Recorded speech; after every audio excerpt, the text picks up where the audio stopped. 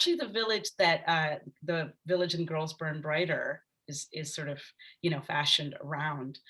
So it was a small village, and back then it's obviously now, has internet and all this technology. But back when I was growing up, there was no running water. There was, electricity would come in and out, and yet it being there in the summers, in the hottest part of the year, and just like looking at the world around me and how we navigated that, the lack of resources, the lack of infrastructure, and how girls and women were placed in positions of having to do incredible amounts of labor, to get water from the well, for instance, to feed the children, to birth the children, to, basically handle all the domestic matters, on top of the fact that from a caste of weavers. So we get the bowl of cotton and we would weave it into saris. I mean, it's an incredible, almost magical process, but not at all magical, because I saw that every step of the way that it took to weave, cotton into cloth. And who were the individuals doing most of that labor on top of the domestic labor? It was women and girls, right? And so I was just astonished by not just their, incredible productivity, and in really kind of challenging conditions, but also their incredible sort of resilience and strength through all of this, uncomplaining. Really, it was amazing to watch. And on the other hand, though, Kirk, I grew up mostly in Indiana, like sort of semi-rural, central Indiana. And so I would come back and, come to that, an American sort of Midwestern upbringing. And I noticed, almost the converse, which is that, I had the illusion that girls and women had much more power and autonomy here. But in a lot of ways, that's what it was an illusion. Mhm. Sure, we had running water, and sure that, the domestic labor wasn't as grueling. But at the end of the day, the choices, that girls and women were given, the opportunities, the dreams they were allowed to dream, Mhm. seemed incredibly limited, Mhm. and claustrophobic to me. And so I started putting together, not just the ways in which the lives of girls and women were different in the two countries, but also the astonishing ways in which they were actually very similar. And I think that sort of drove my imagination, drove my consciousness to really, in my writing life, focus on the lives of women and girls and the unique challenges and, limitations and possibilities in these lives. So I think that's how I came to really focus on the female body and the female sort of, consciousness as it travels through the world. And in Unrestored Woman, obviously, it was a time of conflict, that I explored these lives. But just because I chose a conflict, which is the 1947 partition of India and Pakistan, when the British left India, the Indian subcontinent. Um, but it was really just an exploration of any conflict, right? And what are the travails and the challenges that a woman faces, that are unique in any sort of conflict. And of course, with Girls Burn Brighter, that has a backstory that I'd love to get into, as how I came to write about human trafficking and so on. Mhm. But that is also, that novel is also very much about, a life, in sort of desperate circumstances Mhm. and in conflict, with the rest of the world. So yeah, conflict and the lives of women, as they journey through these conflicts, has been my sort of obsession in my writing life. Oh, great. Yeah. I Yeah. can, some of the things you said, there's some beautiful descriptions of the weaving and about how uh, Purnima and Shakti love it, even though it's such hard work that I can hear in the way you're talking about it. Just the magic of it comes through, Yeah. as well as the toil. Yeah, I'm Um, so glad that it did, because, as a child, I'm sitting there in the summer sort of watching this, just miserable. I just want some ice cream, and there's no ice cream in sight, and I'm just like watching these stages of making cloth happen.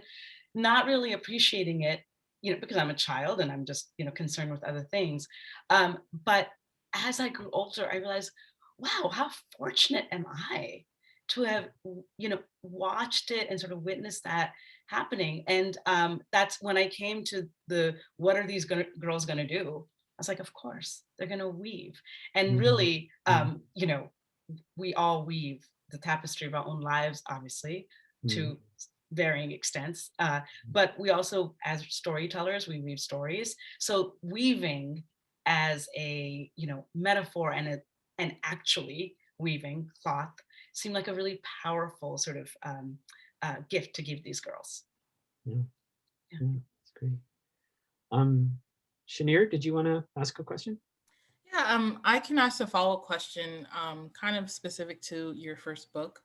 Mhm. I wanted to ask, in your first book, the focus on restoration versus recovery seems critical to your stories and your characters.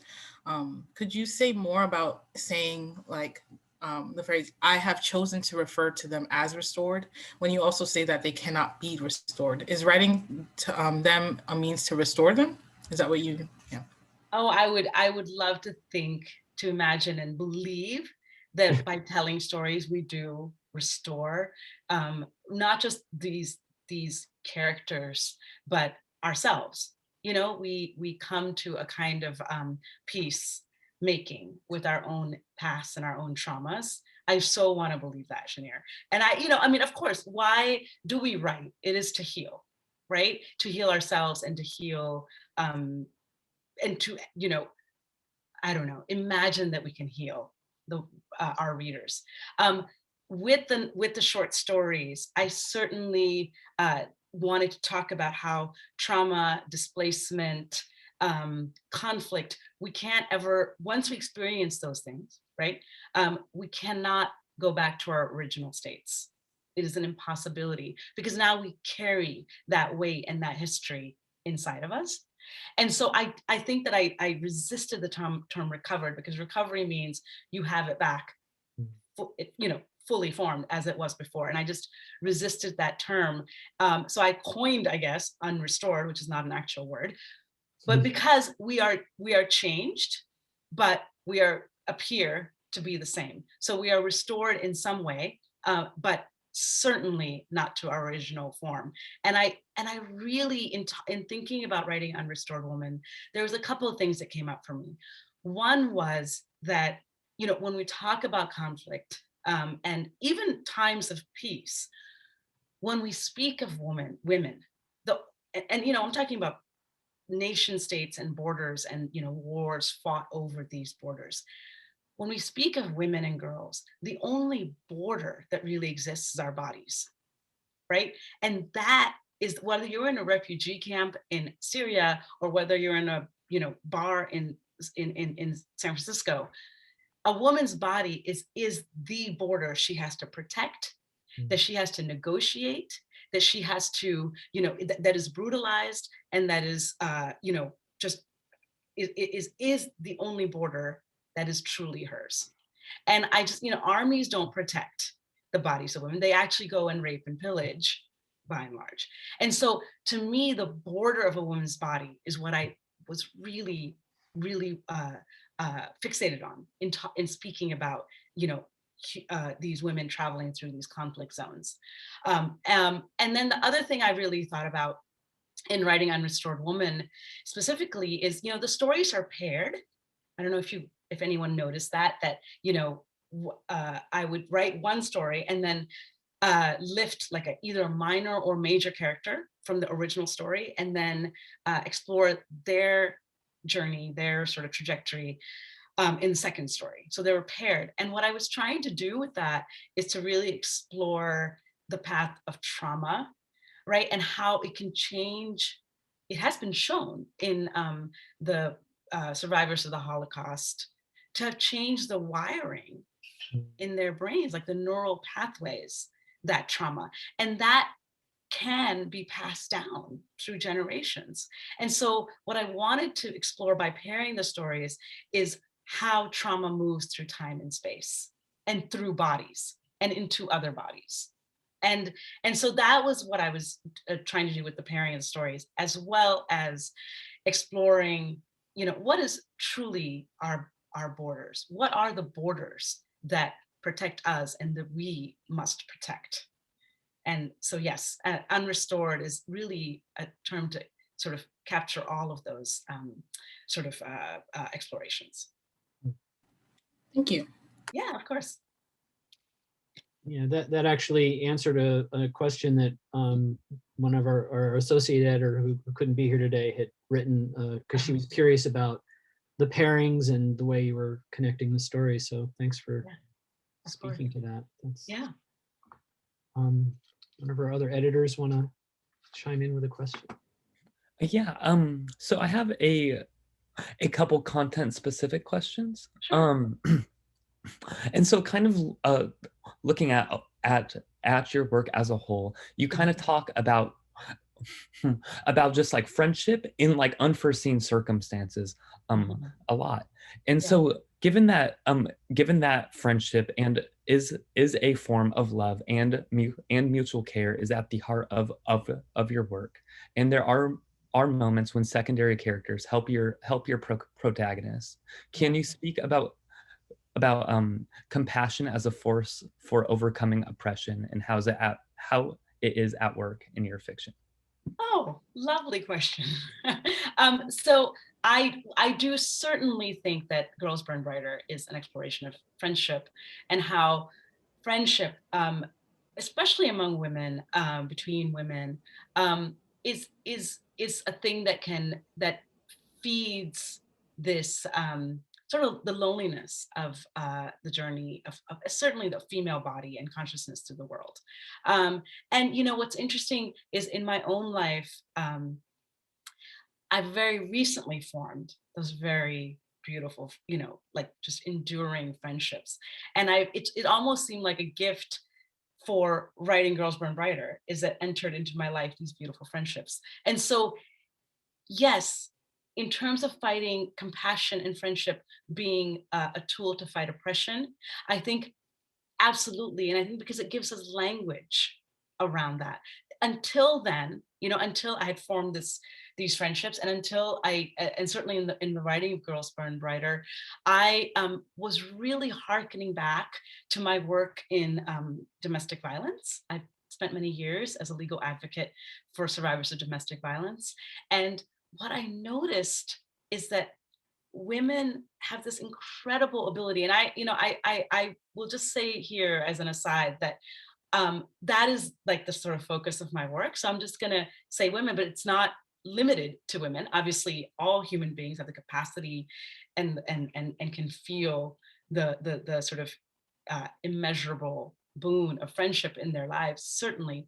But in my work, and in sort of like talking with these women, I realized that they're incredible source, in sort of resisting or enduring or somehow surviving intimate partner violence, was to form these incredible friendships, where like they held each other in their secrets, their traumas, the violence. And I realized it was such not just survival, but it was actually a tool of thriving, to thrive within incredible contexts of violence. And I thought, I had never actually witnessed this in my life before. And I really wanted to celebrate that in my work. And I think, oppression, we have a lot of ways individually, collectively, as communities to sort of resist it and to respond to it and to stand fierce in the face of it. But to lock arms and to lock intellects and hearts with others in friendship, it can give us a solace and a place of rest.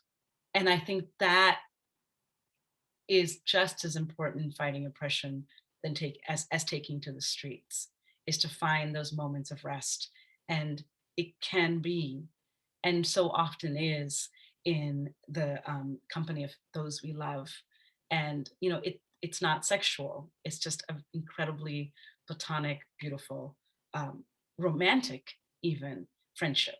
And certainly in when you speak of like, people that maybe are coming through your lives, the kindness of strangers comes to mind, and how so many times in my own life, and sometimes in my fiction, it's been strangers that have like given me a reason to hope, and a reason to keep going, however small.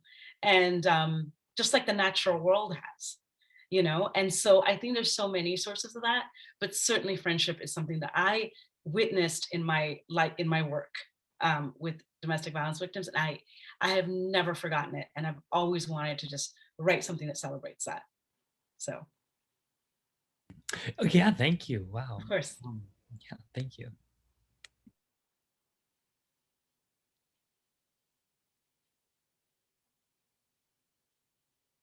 Did I can't hear anything now. Isaac, you want to ask a question? Yeah. So something I really enjoy about literature as a whole is taking historical moments and periods of history, but imagining the human aspect of it. And I think you do that a lot. Um, is that something that you try to make a point of, like, bringing forward the the lived realities of times that I can look up partition and I could read a Wikipedia article, get a bunch of numbers and stats, but there's millions of people who are directly involved in it who have individual stories. Is that something that you strive to do when you're writing? I do, Isaac, and I think the with history, it's such a, and especially conflict, like global, regional conflict, it's so overwhelming. I mean, it's just statistics, it's numbers. I mean, I can give you partition numbers. I mean, 1 million people are alleged to have died during partition. 10 million were displaced. It's considered the largest human migration in all of human history. I mean, it just goes on and on. But how do you truly understand it?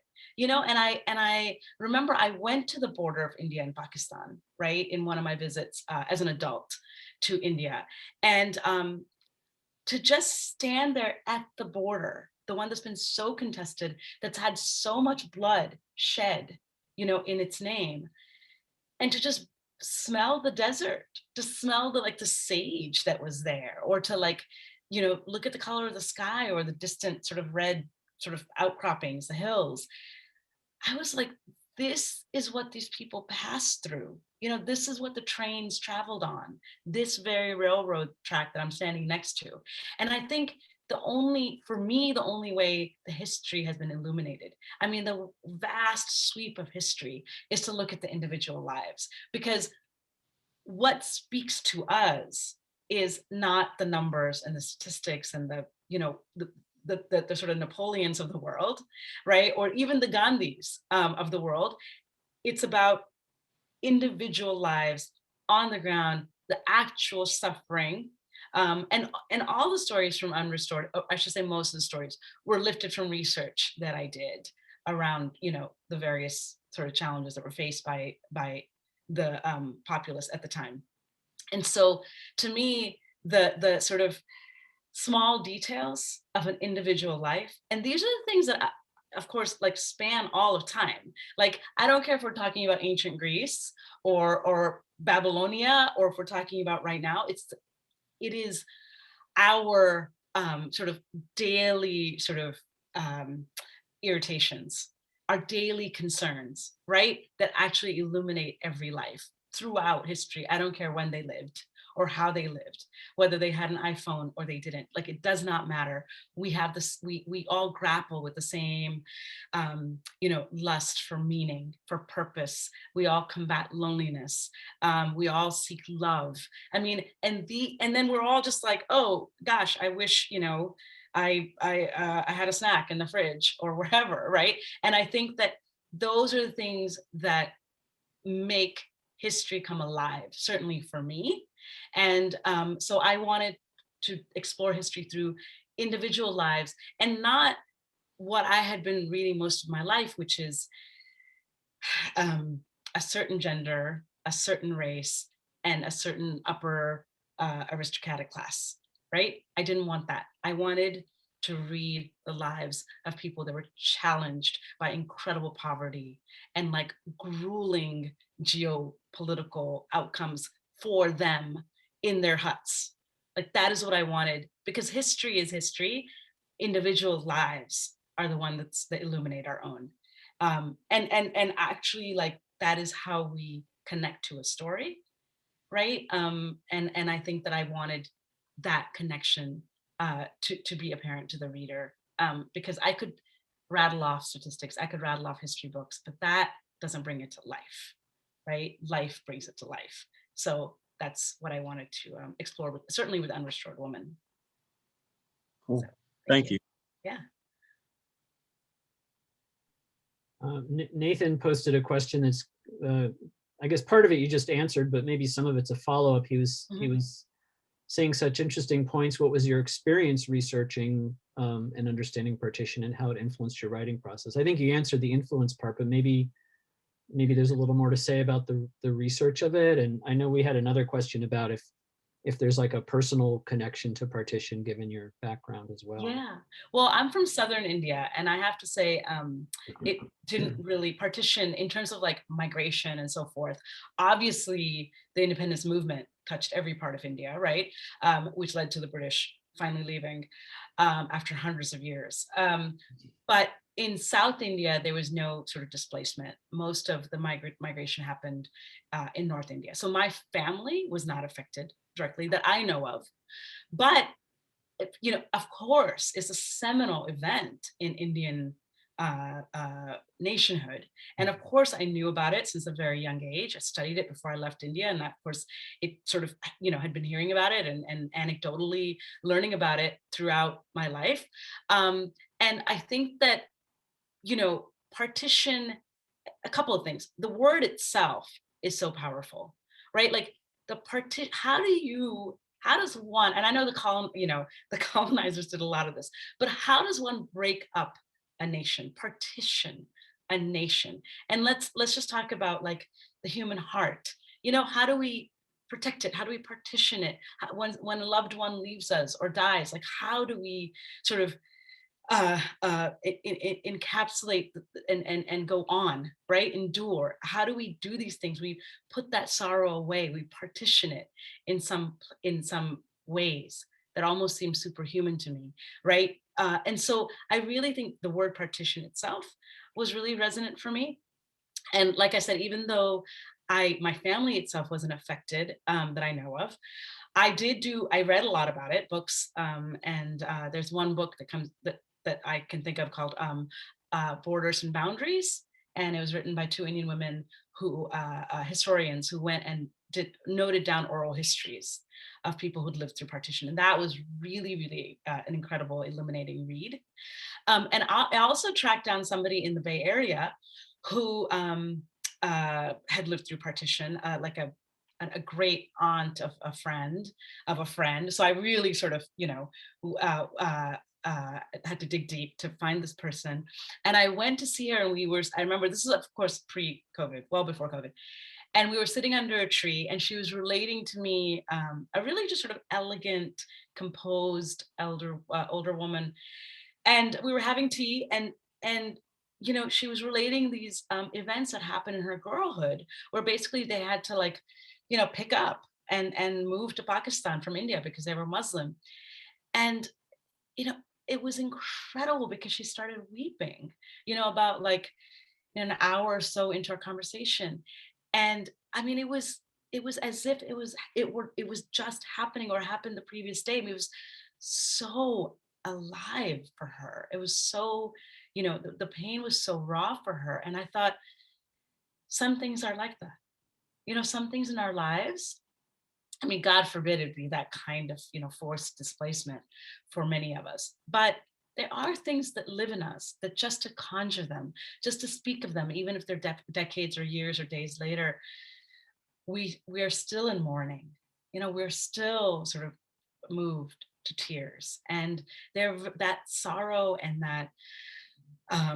that yearning for that wholeness still very much lives in us. And I thought, I have to honor this woman and the sort of the rawness of the open wound of that event. And so that's sort of that human element of my research. But a lot of books, a lot of sort of, closing my eyes and saying, going back to that border between India and Pakistan and saying, what would you have done? I mean, go back to that most primal place. And if your life was in danger, if you were running, if your train was attacked, like, who are you, right?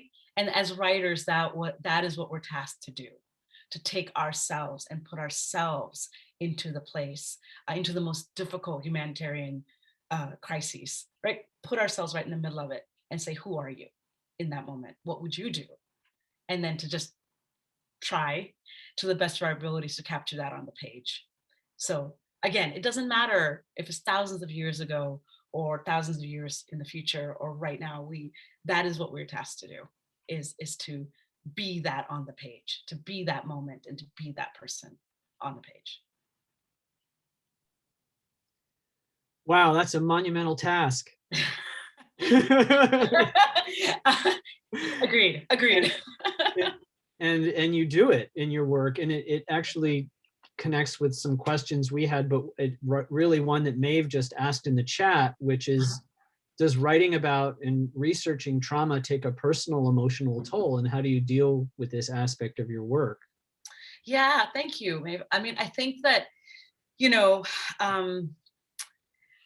I think it's been really cathartic for me. And I'm not saying I'm, unique in any way, but I've felt like what I alluded to earlier, which is writing has been an incredible source of healing for me in my own life. I think writing is a therapeutic tool. And I'm not, anything from writing in a journal to writing a postcard to writing a novel. I mean, all of it can be incredibly therapeutic and healing. And it has been the single greatest source of my own healing.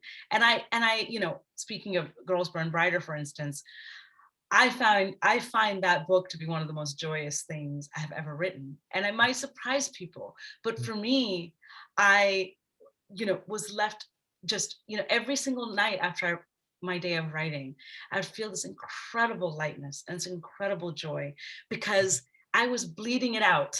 I'm just going to go to that very sort of cliche thing, which is bleeding it out on the page. I mean, whatever sorrow and trauma that I have lived, obviously, nothing like being trafficked or, ending in a violent marriage, nothing like that.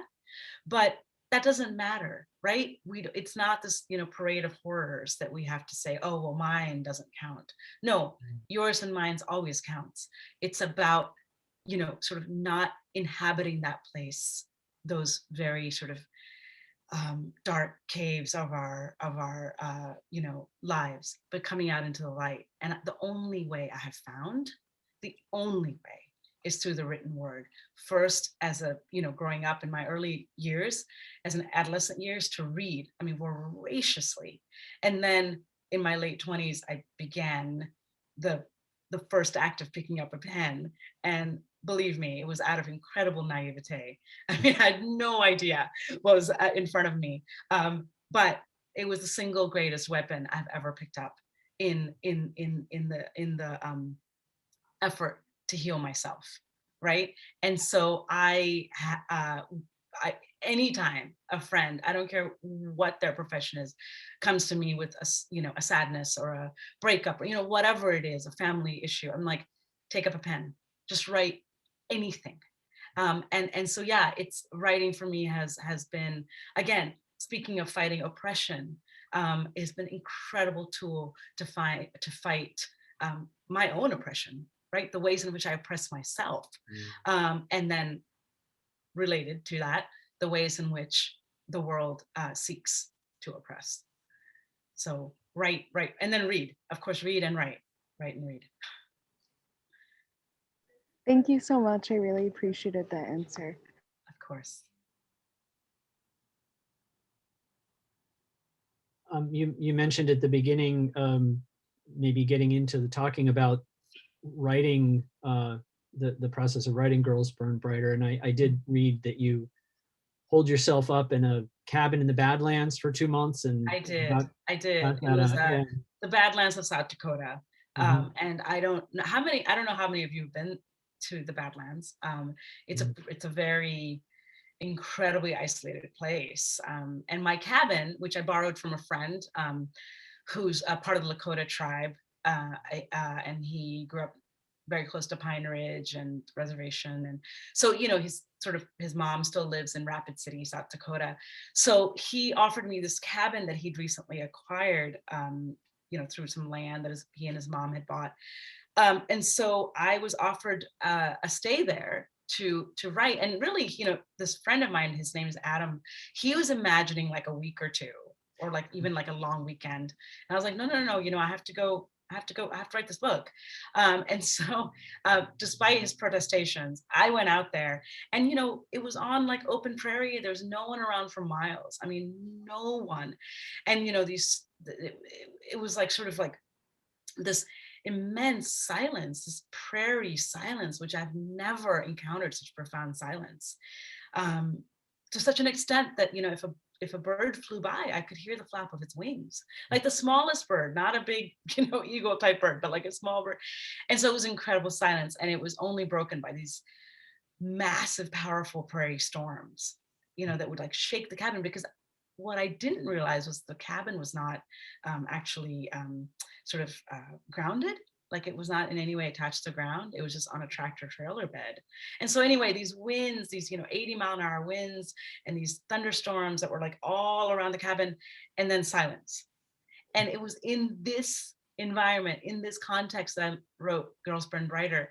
And it's so funny because people are like, oh, well, how did you capture the fear that these girls were feeling? And then that fleeing sensation, right? And I'm like, I was actually in it. I mean, in a very, very different way. I was facing incredible fear. I mean, I didn't even remember that as a child, I'd had a fear of thunderstorms until I got to the Badlands. I'm like, oh my God, I'm still afraid of thunderstorms. Like I didn't even realize it all came back. And so I'm not advocating putting yourself in dangerous situations to write, but I seem to be drawn to really, really isolated, sort of almost like emotional vacuums, like like sort of empty landscapes, to get to some true place inside of me. And we all have to find the best sort of conditions for writing, and sometimes it's just on our couches with our favorite lamp and a mug of tea, right? And for others like myself, I have to almost find these sort of extreme landscapes. I don't know what that is about, but I feel like that's where my true voice comes out. And that's, I think, our, what we as writers really try to achieve, is that true crystalline voice. So I urge you to, all of us, to find that ideal environment for us to write. It can really sort of bring about a sea change in how we're writing and what we're writing, and it can be really, really cathartic and joyous to find that place. Maybe to give everyone a sense of the writing process. So I'm assuming that 2 months was the first draft writing of the book. Yes. And then what was the process like following that, from, revisions, edits, editors, publishers, the whole? Yeah. No, I'll give you two scenarios. One is the Girls Burn Brighter scenario. And, I didn't come to this cabin in the Badlands just like randomly. I mean, I had struggled for years to write this novel. And I thought, okay, and I'd done it in my apartment in San Francisco in my little office nook, and it just wasn't happening. And I thought, okay, I have to do something. I mean, and I was getting to that like sort of death spiral that writers get into, where it's like, oh, do I even know how to do this? Do I know what a novel is? I mean, like, you just sort of like everything starts to kind of come apart. And so that's when I took extreme measures with Girls Burn Brighter. And I was under contract to write that novel. So when Unrestored Woman was published, it was a 2-book contract. So I was under deadline to write this novel. And that's why this like sort of rising sense of panic, right? And so what was astonishing about Girls Burn Brighter is that I went into the Badlands, I wrote it in 2 months, and what you read or have in front of you is basically what I came out with. Now, let me just, pause here and say that was an extraordinary event. And apparently never to be, repeated, because now I'm working on, so all that to say, my publisher was already there, right? Waiting for it, my editor and so forth. So it was just a matter of delivering it. And once I did, it was maybe 1 or 2 sweeps of edits, which are pretty, pretty light. And then it went into production, which is then, like copy edits, where they fact check everything and they, look for continuity errors and so on. And then I remember one of them was really interesting because Savita, the girl, the woman who's trafficked, the young woman who's trafficked, she has an awareness of exchange rates. So the dollar versus the rupee. And the copy editor was like, how would she know this? Because she's basically illiterate and never has had schooling. And I was so excited because that's the first thing that they caught, that I was like, no. Exchange rates were explained to her like 100 pages ago by, and so I was like, yay. But so there isn't a copy editing phase. After all the editing is done, right? After the writer has done everything they can do, it goes to copy editing. And then once that's done, then it goes into, I guess, what's called production, which is they come up with the, the font and the cover, and, they come up with the marketing plan and so on. And, I am really fortunate to be with an incredible publishing house, and, they've been really, really great with my work. So that was Girls Burn Brighter. Now let's get to the novel I'm writing now, which has no title as of yet. And I just finished the first draft, which I was telling Kirk earlier. That too has been, years in coming. I must have written 3 whole novels in the past 3 years, and then thrown them out, and then maybe started about 4 or 5 more. I have been racing to try to get this, second sort of sophomore novel, is what it's called, out. And I thought, okay, I know, I'm going to panic mode again. Let me actually go find a very isolated place again and try to do that, recreate that Badlands environment. It didn't work, right? So basically I'm slogging. I finally have a first draft, but it needs so much work. It needs a lot of work, and I know it. So the editing is my individual editing. This is before I even give it to my editor in New York. That editing is going to begin hopefully in mid-March. Until then, I'm taking kind of a break. But that's to say, every piece of writing we do is different, right? Every challenge that each of them presents has nothing to do with what you did before. So me imagining that I can recreate the circumstances where a novel popped out in 2 months, no, it didn't happen. I can't make it happen because every work is different and incredibly unique in the challenges it presents. And it's a conversation you're having with yourself, and no two are the same. And so I am here to tell you that how one writes in the past, if it was difficult, the next work might be incredibly easy. You're like, oh, wow, that came out. That was living inside of me. It wanted to come out. And then the next work, you're like, you're kidding me. It just feels like you're literally pulling out one eyelash at a time, trying to get every word on the page. So I am here to tell you there's no way to predict how a work is going to go. And I'm proof positive of that. So the struggle is real and it is ongoing. But it's beautiful as well. Thank you. That's both inspiring and sobering.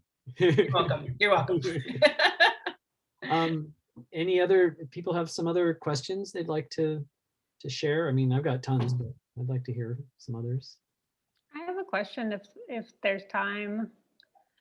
I was wondering how you negotiate, or what kinds of sort of questions and issues come up for you when you're in the process of trying to tell the stories of people between whom, well, in a situation where there's such a disparity between you and the characters. I assume there is one when we're thinking about somebody like Neela from your story, right? Sure. Who is, who's married in an arranged situation at 13, right? For whom the radio is this exotic object, right? Yeah, how do you write? Yeah, what are sort of like the quandaries that you deal with when it comes to writing people whose agency is so much more limited in a certain way, right? And who deal with, I don't mean to make assumptions about you, but more please. material, like material conditions that are a lot more difficult and constraining, right? Who have so much less power to navigate the world around them. Yeah, I mean, to be honest, like I even kind of contemplate that when I'm like trying to write about my mother, you know, who spent like most of her life in the Soviet Union, right? It's like, how can I even try to tell that story where, you know, my life has been so much easier in most ways. Yeah, no, thank you for asking, Maggie. So I think that, you know, it's many things, right? One is, as writers, we have it's our honor and our responsibility to, in your case, enter your mother's life, right? And to inhabit her walking down a Soviet sidewalk, right? Or through the steps, or through, you know, whatever her background is, to inhabit that place as fully as we possibly can. And in order to do that, and let's take Neela, for example, what I did is say, you know, the sort of macro conditions of her life, the arranged marriage, right? The grueling poverty, you know, the radio being this, you know, sort of like untouchable exotic thing. All of those are fine. But what is she really? She's a girl who wants to be loved and who wants to be seen in the way that her friend sees her, right? At the end of that story, for Renu, for a small sort of blink of time. And that seeking and wanting and sort of desire for love, that is universal. Every single person on the planet. I don't care if it's, you know, if they're looking for romantic love, sexual love, platonic love, love of country. I mean, whatever it is, the desire and the longing for love is universal. And I think in my stories, I try to distill these lives, right, by understanding the universality of these lives. So I'm like, the details, like where does she bury the bottle of poison? Well, I just have to close my eyes. I'm like, what would an impoverished hut in India, rural India have? Well, I don't exactly know, but I do know there's a bag of rice somewhere, right? And so I'm like, she's gonna put it in the bag of rice, because I've been told if my cell phone gets wet and the SIM card gets wet, then I should put it in a bag of rice. So it's not oh so remote to me that there's a bag of rice sitting, and that is where someone would choose to hide something, like a poison or like a SIM card, right? And so, or like a cell phone. And so I think we can, you know, it's not an invasion. It is not, you know, of a life that we have no right to. We have a right to embody, and we have a duty to honor and to ennoble every life we write of. And that means we have to give ourselves the courage and the license to enter that life completely. And if we don't do that, then it's not, that life is not going to come off the page, right? If I hesitated in writing Neela, then it's like, oh, I don't get it. She's poor, and you know, that banyan tree, for instance, that she's looking into.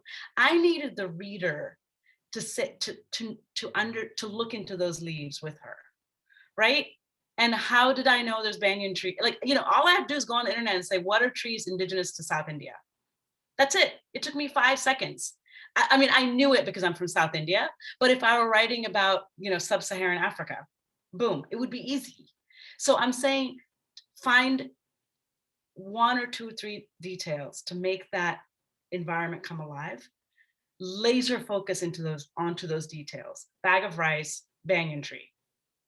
And then everything else is universal. What we plumb is ourselves, is that deep places that we're on a daily basis don't want to go because we have to function in the world, right? We have to go to Trader Joe's, we have to make dinner, whatever. But when we're writing, go to those haunted places, because that is where the universal lives. The thing that we're haunted by, I guarantee you somebody else is haunted by it, and the reader will understand that haunt. And that is where we must go as writers. And certainly something like the longing for love, the longing to just, lay in the crook of Renu's arms and to feel the love and the completeness and how that made her whole. That is something that I don't care. You can pluck anybody from any spectrum of human history and they will understand what it is to lay cradled in a lover's arms, right? Or they will at least know the yearning for that. And I think that is what I go to when I write about circumstances that I know nothing about, right? I have no idea what it's like to have an arranged marriage at the age of 13. Thank goodness. But I do know what it is to yearn for love and to put my cell phone in a bag of rice. And that's all I need to know, right? To write Mila and to have her come off the page. So I, as a writer, just as you are a writer, give you license to do that. Just go into the deepest places, the deepest secret places in yourself, and you will find your mother there. You just will. Thank you. That's very inspiring.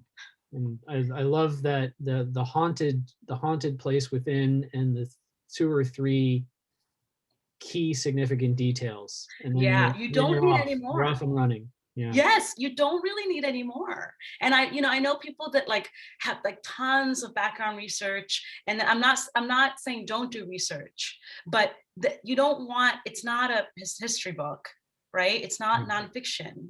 So you just pick out 2 or 3 salient ones and you're off and running. Right. You trust the reader to fill in the rest. Exactly. And the readers, by the way, we always underestimate, not always, but some of us underestimate their imaginations.